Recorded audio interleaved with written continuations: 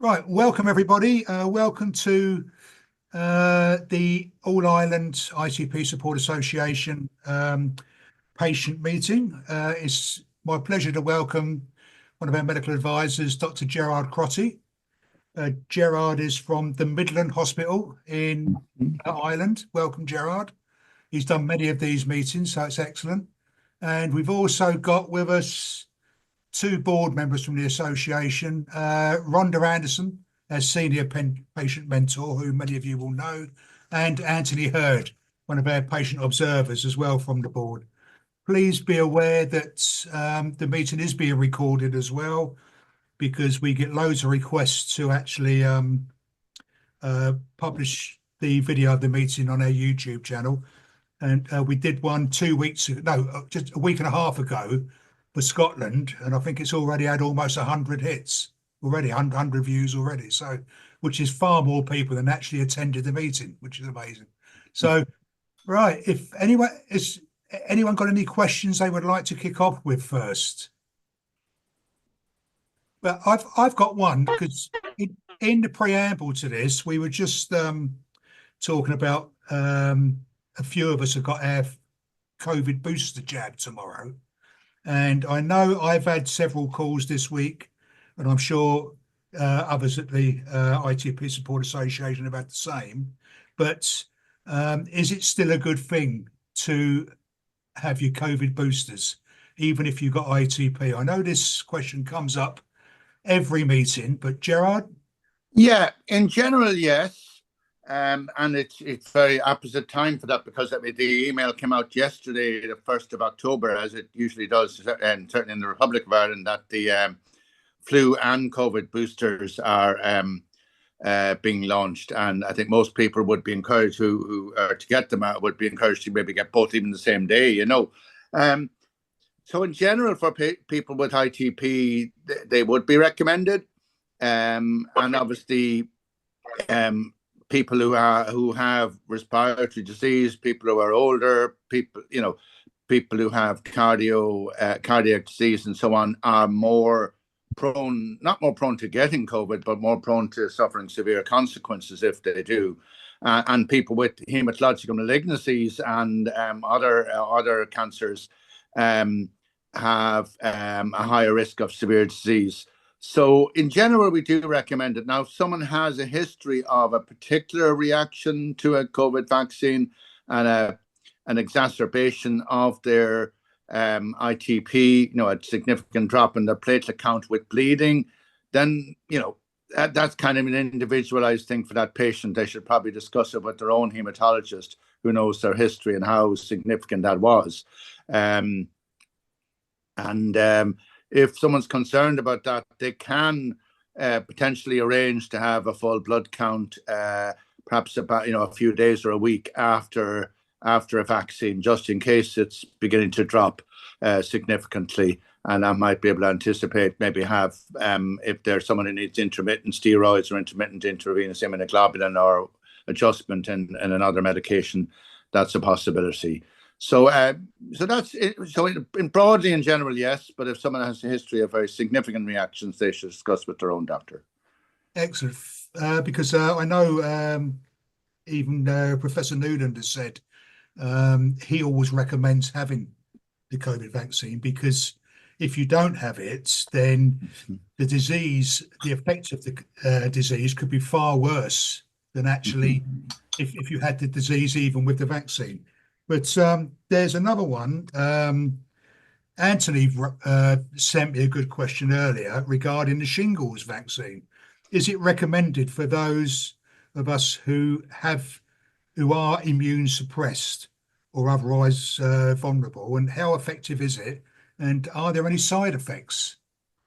Well, again, for those who are in the UK, I'm not quite sure of the reimbursement situation in the Republic. There are two types of shingles vaccines. There is a live one, which is not recommended for people who are severely immunosuppressed. So someone getting cytotoxic treatment or cancer treatment or high-dose steroids would not be recommended to get the live vaccine. There is the other vaccine, which is not live. and I'm going to have to double check the names. I think that's the Shingrix one, is the non-live one. Am I correct? Anyone know? We can check. That's to my knowledge, that's not yet reimbursed in Ireland. So you will have to pay a significant enough fee for it, couple of €100 at least. There's 2 doses. So not because of that disincentive, not too many of our patients have taken up that option. In fact, it's licensed and therefore recommended for anyone over 50, which includes quite a number of the people on this call. But but I haven't gone to get it either. I'm hoping that at some stage it might actually be covered by the health service. Yeah, I know in the UK the age limit is somewhat higher, isn't it, Anthony? I believe.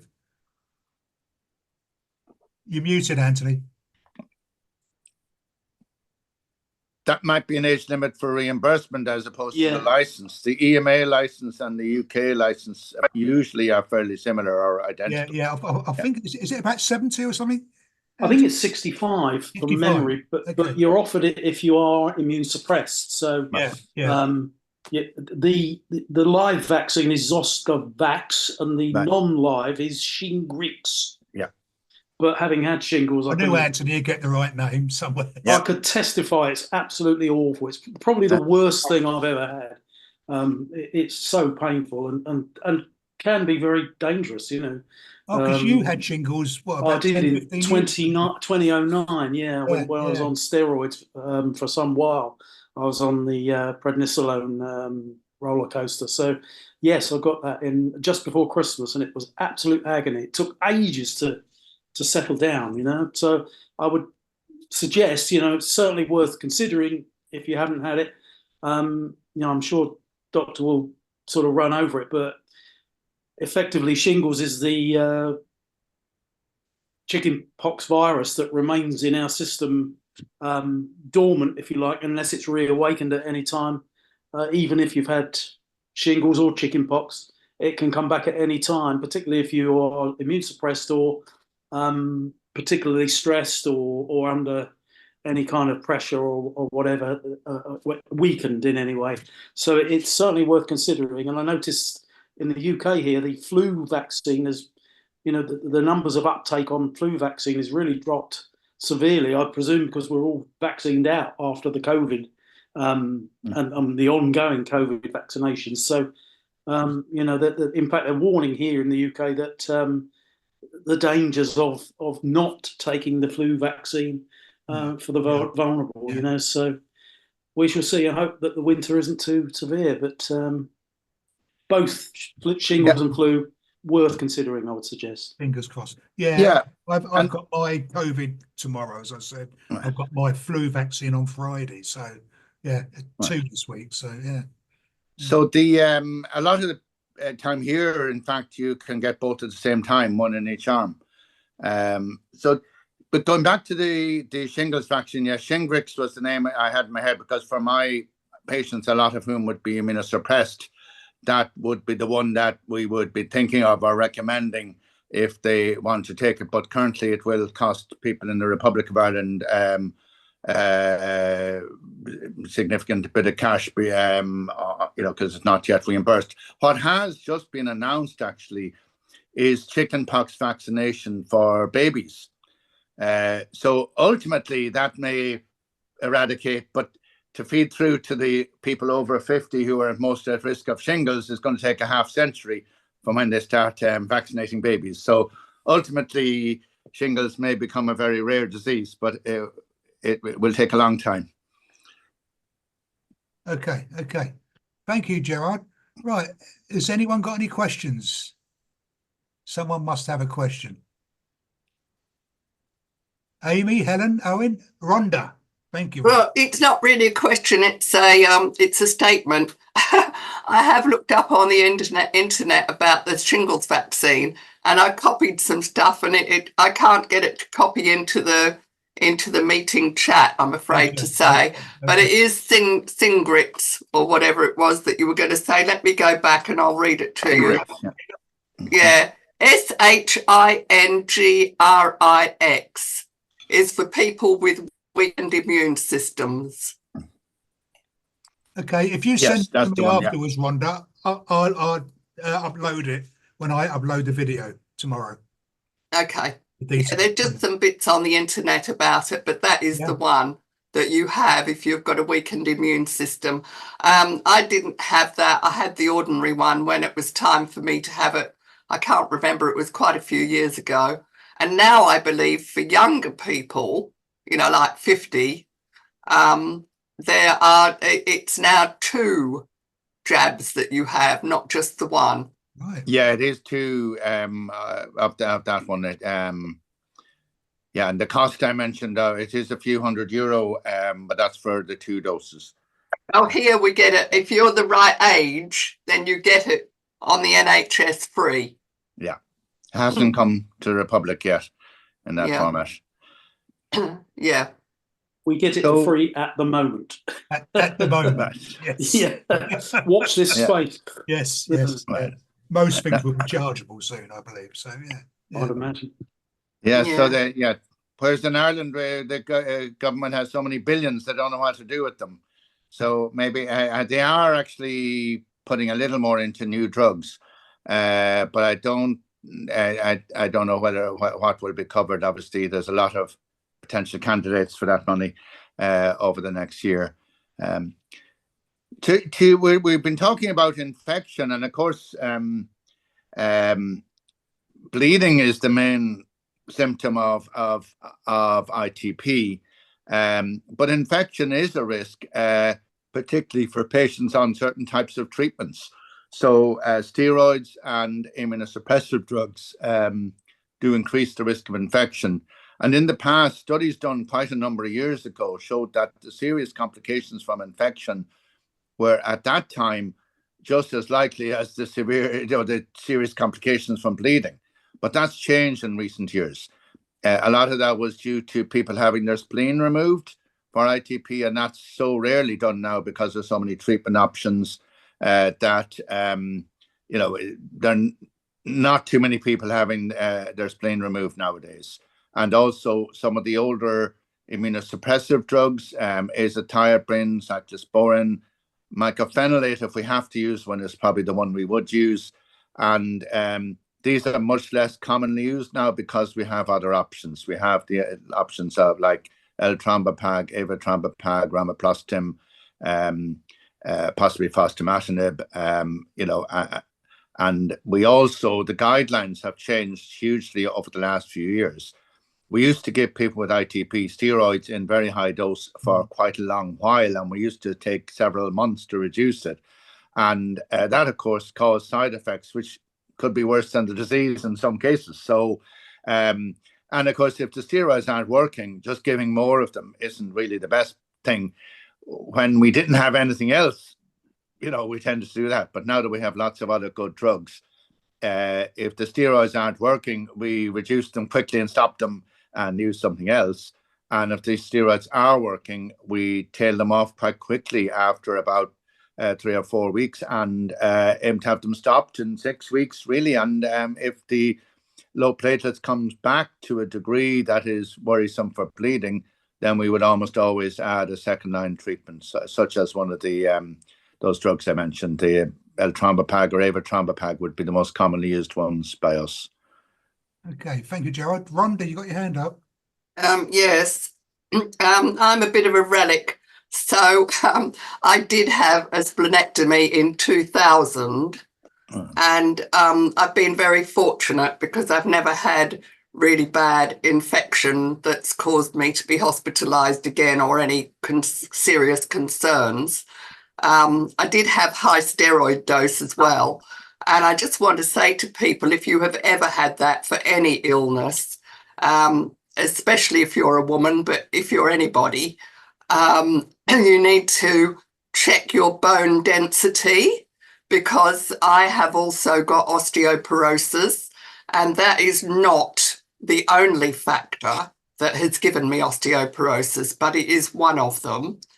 It can also, having high dose of steroids can also give you early onset cataracts. So you need to speak to your optician and make sure that you're being checked correctly for that. There are many drug treatments now that weren't around years ago for osteoporosis. Make sure you have a high calcium diet, not too high, of course, and also vitamin D, and magnesium is quite good too. And then you can have I am on the infusion.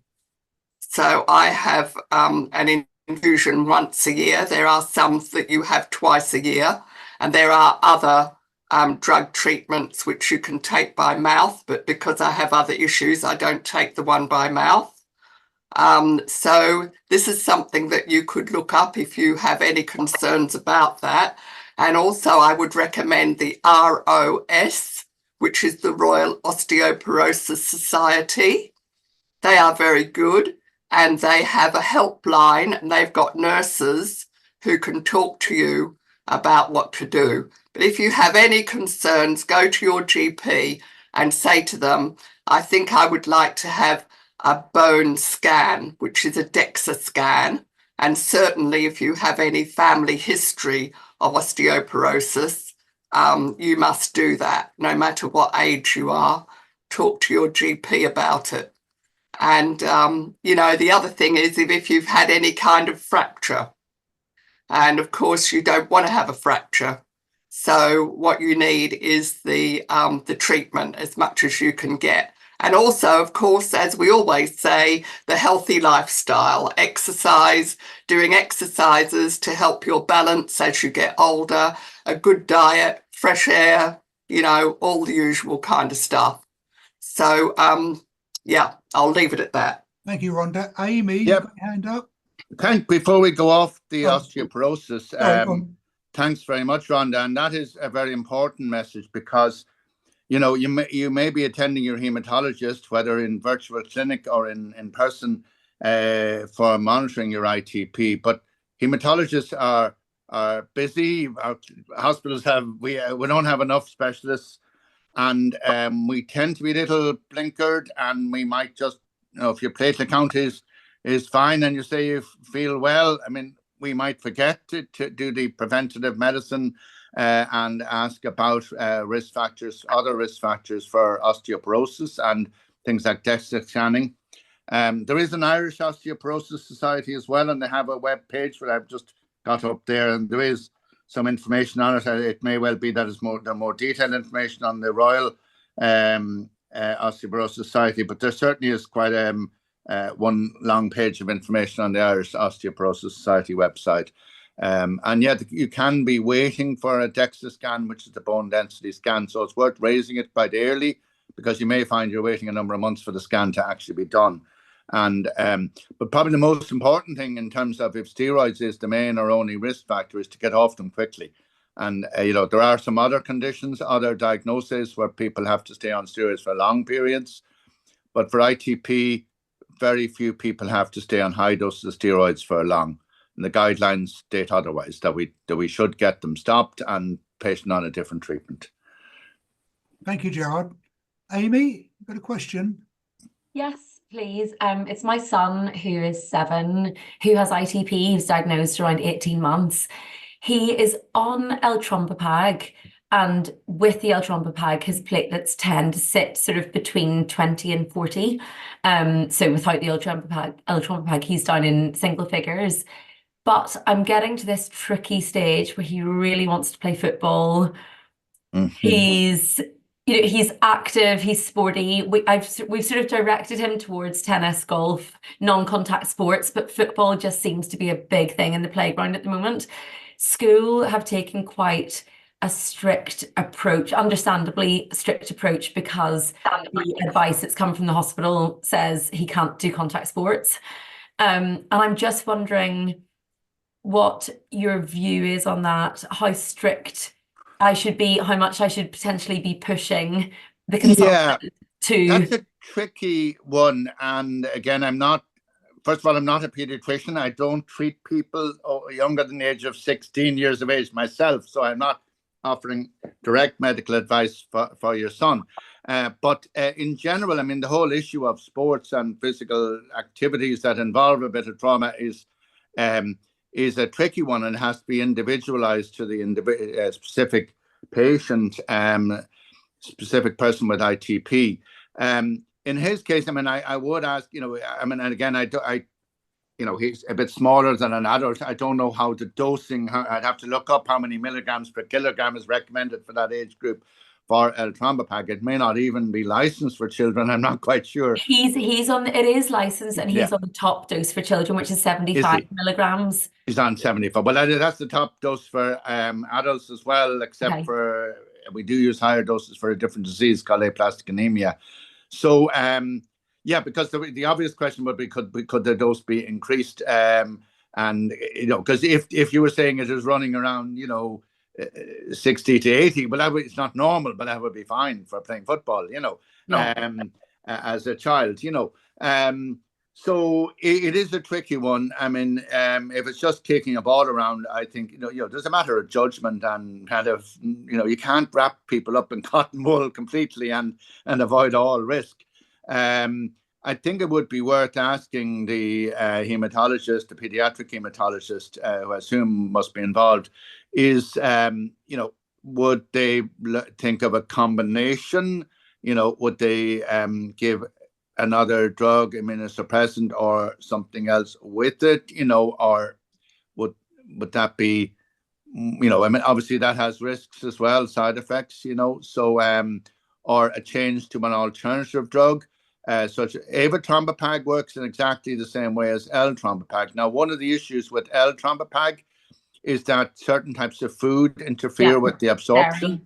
Yeah, calcium, If he's not really able to adhere to that very easily, then it might be worth changing. Just even though, it's a very similar drug, avatrombopag, and maybe without the food not yet licensed for might work better. Avatrombopag isn't licensed for under 12s apparently at the moment. Yeah. We did actually try, and I can't, the name of it has slipped my mind, a drug that's administered subcutaneously by injection. Romiplastim, yeah. But it just, he's too young and he just couldn't cope very well with the injection. So pediatricians do, there's an awful lot of drugs across, I'm not talking specifically about ITP, but all sorts of conditions that don't have specific pediatric licenses, and yet pediatricians use them. So pediatricians are very used to, in certain situations, using unlicensed drugs that are unlicensed for that age group. He's on a drug that works in exactly the same way. So it may be that the pediatric hematologist might be prepared to try avatrombopag again. I can't speak for them. Because if it's down around 20, it is a little bit risky, to some degree. Now I suppose they and is it soccer or rugby or what type of football? Soccer. We haven't gone near rugby. Yeah. So they don't. I presume children that age don't head the ball. So is it? It's a tricky one. There's no one right or wrong answer. What I would say, Gerard, on that, I know avatrombopag is currently, there's trials going on for paediatrics at the moment. And I've also heard, especially in the UK, there has been some cases where paediatricians have actually managed to get the agreement to actually use it on special cases. Okay. Yeah. So, and is it considered more effective than L-Trombopag? No, it's not. They're very, very comparable. But if there's concern that the patient is not able to comply with the diet and is actually eating things with the fatty foods and calcium and so on, close to the timing of the L-Trombopag, that would be one reason to change. Yeah. And sometimes for reasons we don't understand, you change to a different drug and it might just work out a little bit better. It's unlikely the response would be hugely different, but it might be, he is responding. And if it was 60 rather than 40, then that would be an awful lot better for contact sports, Yeah. Thank you. Okay, thank you. Mervyn, I know that you're going to speak to Carla in a moment, but could I just come in for Amy there, just to finish off? Amy, how is your son with bruising and all those kinds of things? Does he get bad bruises a lot? And what Yeah. is his condition? So actually, clinically, it's not terrible. When he was first diagnosed, he had really significant bruises. Now the bruising is more than normal, but not sort of shocking bruises. And he doesn't ever have mucosal bleeding, or he hasn't yet had mucosal bleeding. He's lost 8 teeth, there's been no bleeding. So he's sort of clinically quite good, which makes it harder in some ways because he can't really understand. If he had really significant bruises, if he was bruising like a peach from sort of small bumps, and there's something to show for it. Whereas so what do you let him do at home? Do you let him run around and play football at home? Yes, but it tends to be sort of 2 or 3 kids rather than 20 in a playground. So it's different, isn't it? And then he does do football at an after school club, but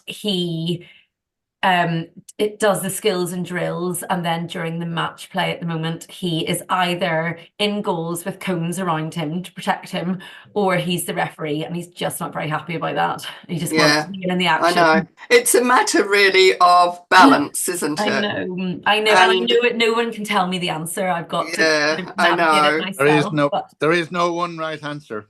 No, but I mean, as a parent, I know it's very difficult. So I think it's just for you to get the balance of what he's able to do. And you certainly wouldn't be doing anything like heading the ball. I mean, I don't think they're allowed to do that. No, they're not. No, no, they're not. Wearing a different hat, director of a county FA hat, that was banned a year or 2 back, and it's now being phased up to some of the older age groups. So thank God. But I think if you play Tottenham's defence, you don't hit the ball anyway. Helmet. Yeah. Does he have a protective helmet? He does. So he wears a scrum type helmet, which does obviously add a layer of protection, but you don't rely, it's sort of a worst case scenario type thing, isn't it? Rather than. Well, I do remember when we had some of the at some of the conventions, and we had the advisors talking to us, and they said they had people who came to them and said, I've got a platelet count that's very low and I bruise easily and I want to go skiing. What do you reckon? And they said, go skiing. So, it's all a matter of balance. And I know for a child, it's much more difficult. Yeah. For an adult, who has capacity, you make those decisions yourself, and you have a degree of you take a degree of risk in your life, but it is a bit more difficult when it is a child that you're responsible for. Well, it is. It is. Okay, Carla, you're on. You're muted at the moment.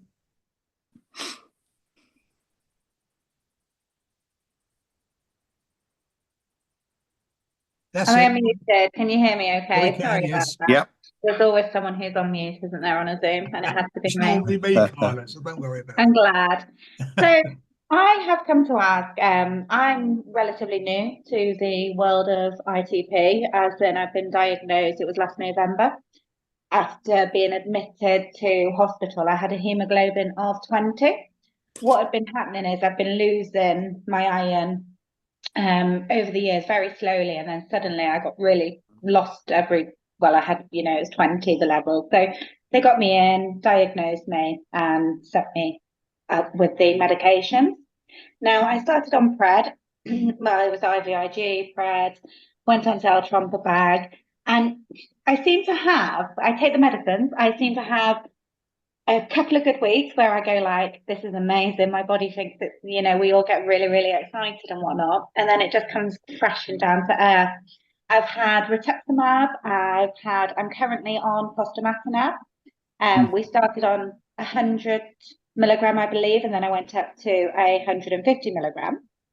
Now, my concern is the reason I've joined this, I did mean to join the last one, and then I saw this one come up. So, but I seem to have 2 weeks on, 2 weeks bad results. So last week, for example, 2 weeks ago, I was 83.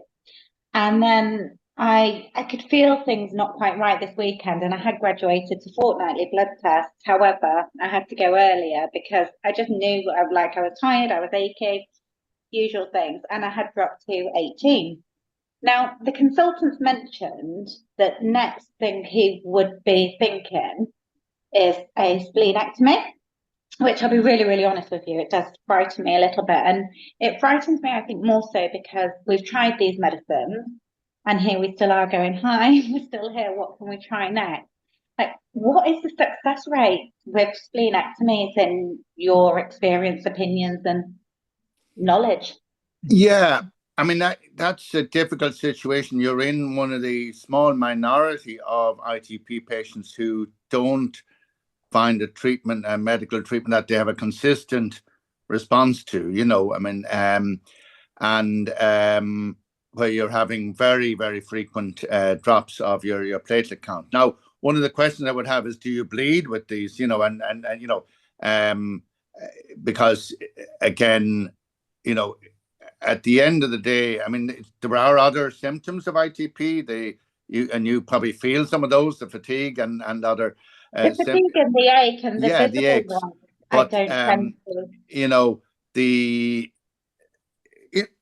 In terms of what level of platelets you can tolerate it going down to without a change of treatment, I suppose that depends on bleeding risk as well. Now, in terms of splenectomy, I suppose most of us have very little experience of splenectomy patients in the last 15 to 20 years, because really it has been, even before the likes of L-Trombopag, we already had, with careful use of immunosuppressants and then the arrival of rituximab and so on, we had already dramatically reduced our use of splenectomy. So in the current era, with people who've had a lot of treatments like you have, I think there's a lot of uncertainty about what the response to splenectomy is. I mean, it was always said that the response rate was something like 75%. That doesn't necessarily mean a normal platelet count, but a significant improvement, a significant durable improvement. But some of the studies looking at longer term sustained improvement did say that some people who get an improvement initially, if you go out a few years, it may fall away again, and that it may be closer to 50% long-term remission. So it does mean it's a tricky decision, because of course if you go on a medicine and you're in the 50% that don't respond, you can stop taking it and try something else. You can't put your spleen back. So you have that lifelong slight risk of serious infection, and probably, particularly if you're on immunosuppressive therapy, probably preventative penicillin long term, or an alternative if you are allergic to penicillin. So it's not a guaranteed response. It is in the literature is a high response rate. The majority of patients, you see a lot of papers saying 70, 75%.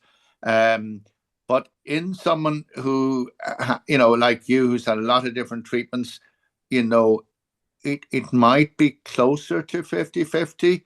So it isn't a straightforward decision to have that done.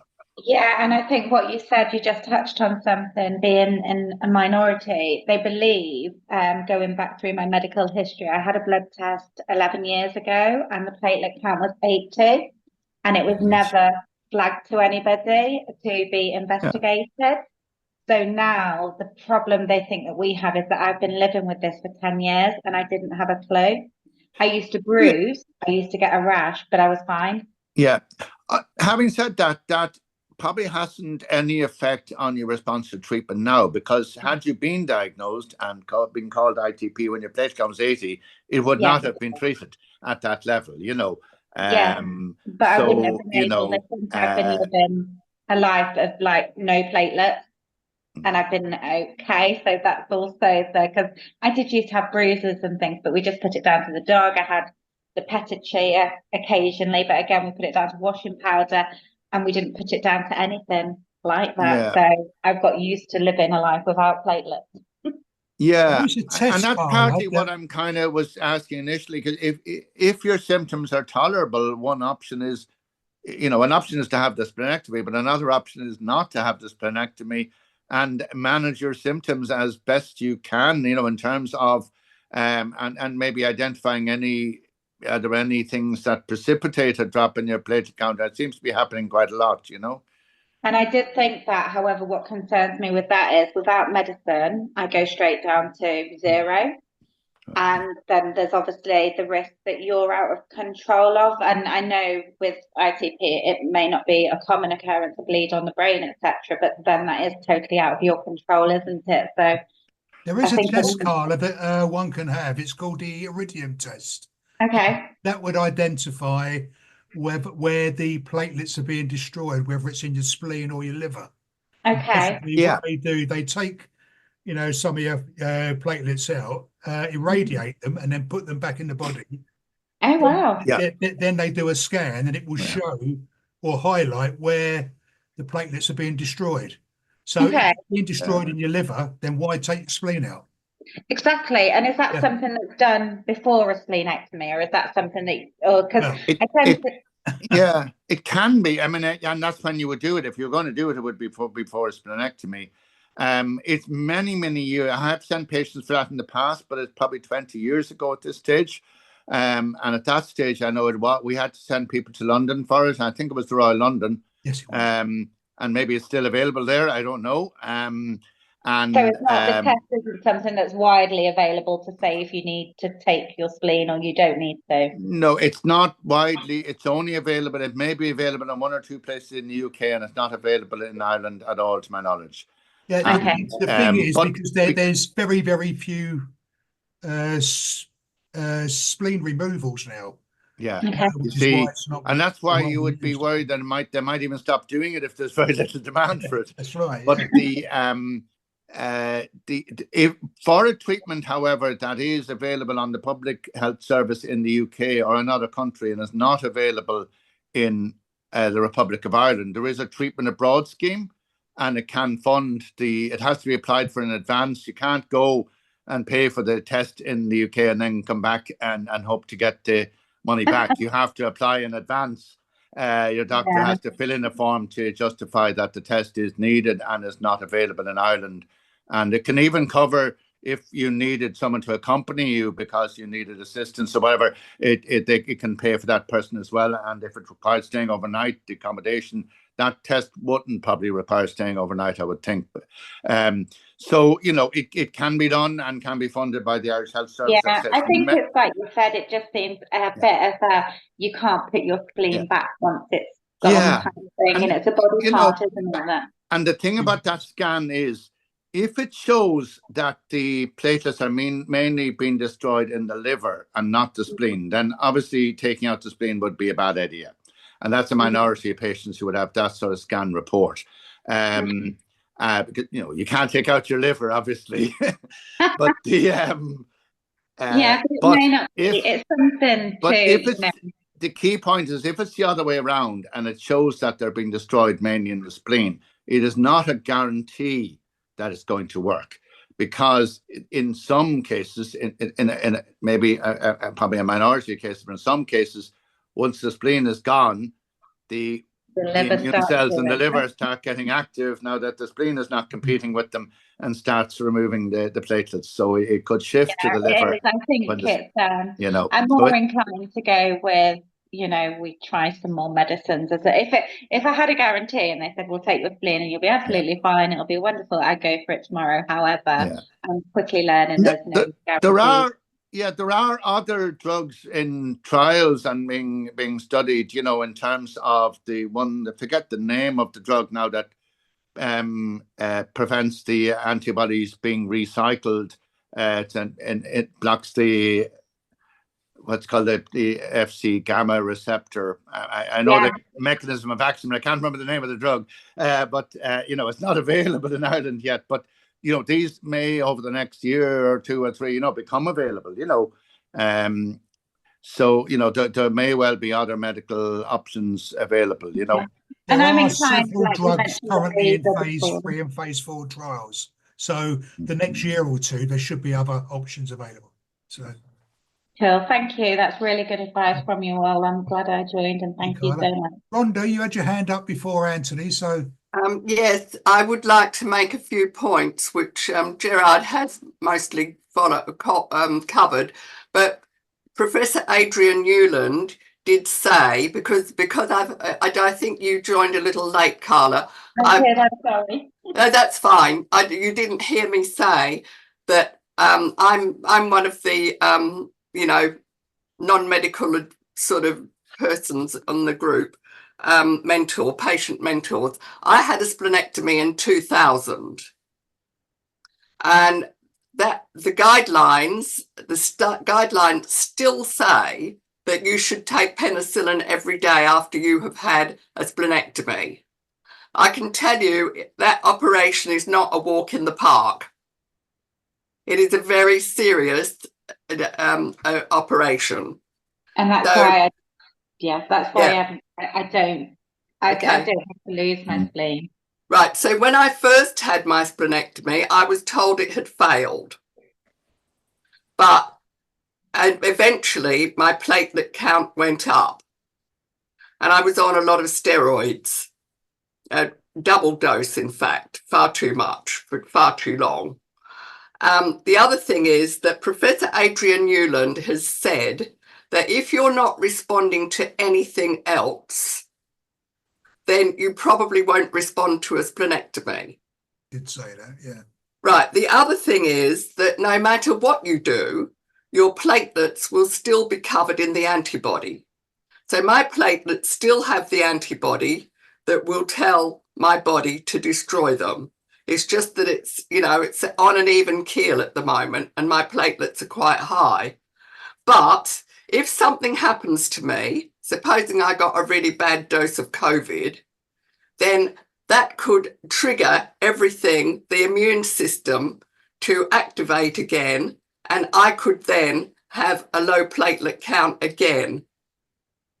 So these are all the things that you need to consider. Now, if you have a platelet count of 0 or under 10 and you can't live with it, then you obviously need treatment. But if you've got a platelet count of about 10, we know people in the association who've got a platelet count of 10, have had it for years, are not on any medication and live quite happily with no problem. And when I had my splenectomy, I was supposed to have a platelet count of 80 in order to cope with the operation. My platelet count had been 0, and in 6 weeks in hospital, they had only got it up to 8. And I still had the splenectomy, and they told me very seriously that I could very well bleed to death having the operation. So these are all the things, not wanting to scare you. No, it's but these are all the things you have to consider, and you've got to consider your quality of life as it is now and as it would be if you had a splenectomy. I think a splenectomy is a very blunt instrument to deal with you, to be honest, because when I had mine in 2000, there weren't any of those drugs. No, and I think because the battle is, I mean, obviously you don't know if, things are going to happen. Like if you are going to have a bleed or something like that, that does happen. We know it happens, as it happens to people without ITP. But my concern is, I lived a lovely life for 10 years with a really low platelet count, and then with no platelets at times, because now I know the signs when I have no platelets. I was going on planes, I was having a lovely time. I've always felt a little bit more tired, but nothing like I do with the medicines and stuff. So in my head, I'm going, well, do you know what, girl?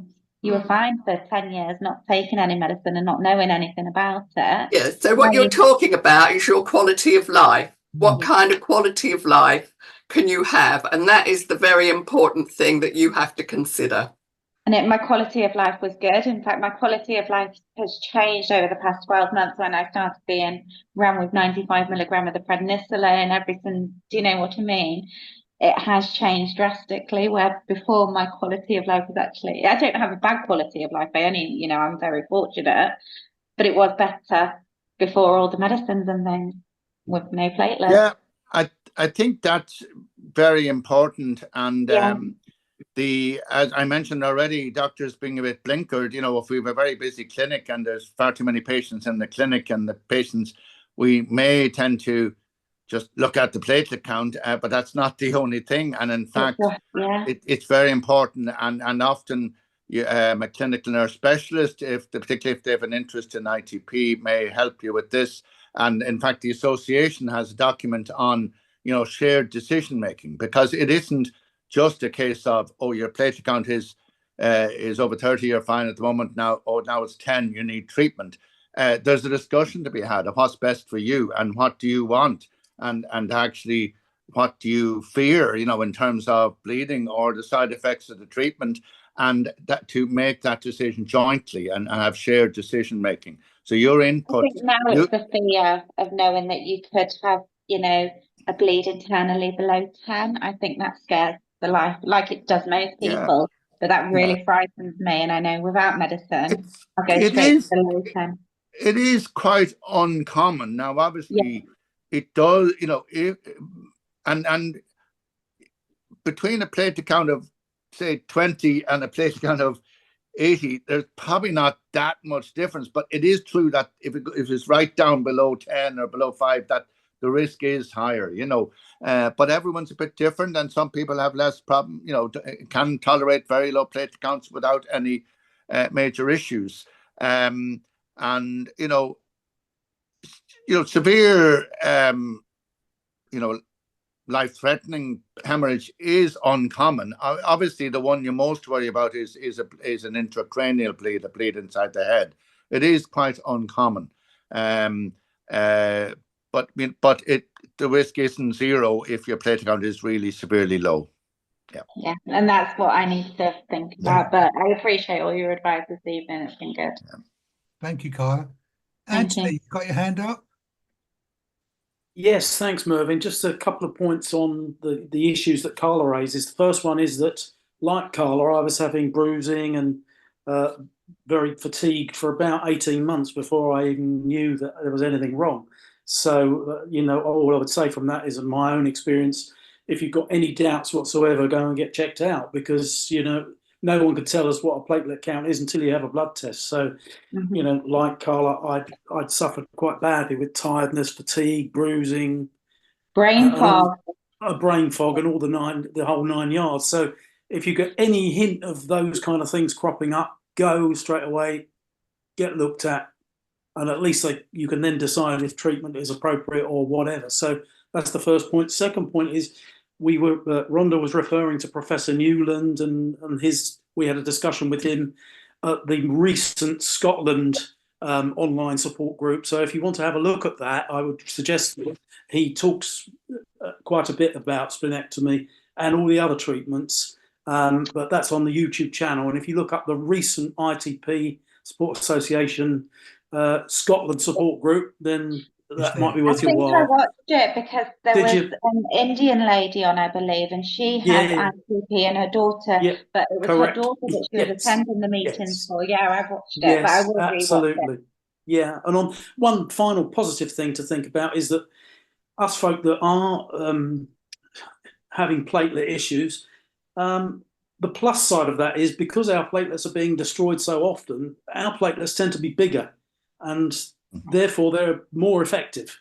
How much more effective?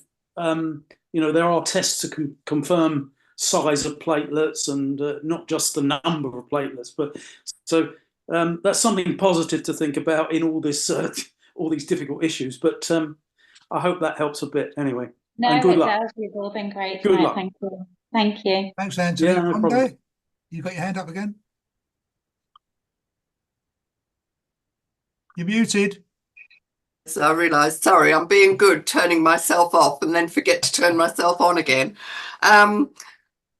Just to finish on that about the indium scan, I think that it's not really being done at all now, as far as I understand. And I think that Adrian was saying, Professor Adrian Newland was saying that it's not really being carried out at all because there are no people having splenectomy. So what's the point? And so I think you'd find it very difficult to get a scan. Okay. Thank you. I can recall the same thing being said in the USA as well.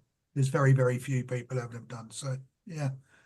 Right. Yeah, which I did think myself. Again, I've heard that, that it is a rare thing and it was an older treatment and Yeah, whatnot. So yeah. when he suggested it, I was when he said, for the options that we tried, etc., a splenectomy would be the next step type thing. So then when I went on and I was like, gosh, this bottom up and I'm not working, what do I do type thing? Because I don't want to lose my spleen.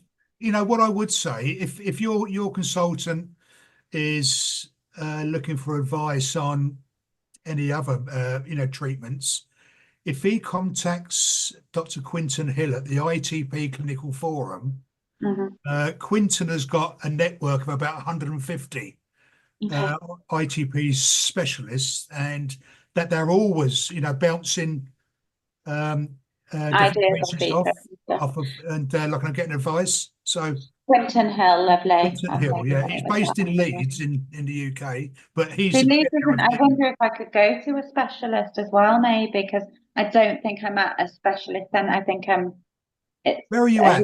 Where are you at? It's Preston Hospital. Preston. You can ask for a referral to an ITP specialist centre. You're allowed to do that. And your nearest, Preston, Manchester, Dr. Jacko Tatchell is one of the top guys in the country. Yeah, I think it might be worth, I don't know, a bit of a deeper Manchester dive. Royal Infirmary. Yeah. Okay. Thank you. Has anyone else got any questions? Helen, I knew you'd have one. I could see you writing notes. You're muted. That's it. Yes, go on. Sorry, go on. I think because I'm not signed in, it doesn't let me put up a hand for some reason. Hi, I wanted to ask Dr. Crotty about atrial fibrillation and how you go about treating that with somebody with ITP. Yes. Now, atrial fibrillation, just for those on the line who don't know what it is, it's a form of irregular heartbeat. It's the most common cause of irregular heartbeat. Relatively uncommon in younger people. Unfortunately, age is one of the more significant risk factors. So as we get older, the risk of it happening is higher. And the main significance of it is that it does carry a risk of stroke, because the part of the heart, the atria that is not contracting properly, can form a clot, which then, if it moves away from there, it goes out into the aorta, and if it heads up towards the brain, can cause a potentially devastating stroke. So now, most people with atrial fibrillation are therefore put on anticoagulant drugs to which very significantly reduce that risk, and a standard treatment. The problem, obviously, with ITP is that if your platelet count's low, the risk of bleeding goes up. There are certain people who are younger and have no other cardiac disease, may be in a very low risk group and may not need anticoagulation. And there's a score called the CHAD-VASc2 score, which your GP or your cardiologist can do to see if you really should have anticoagulation. So then if you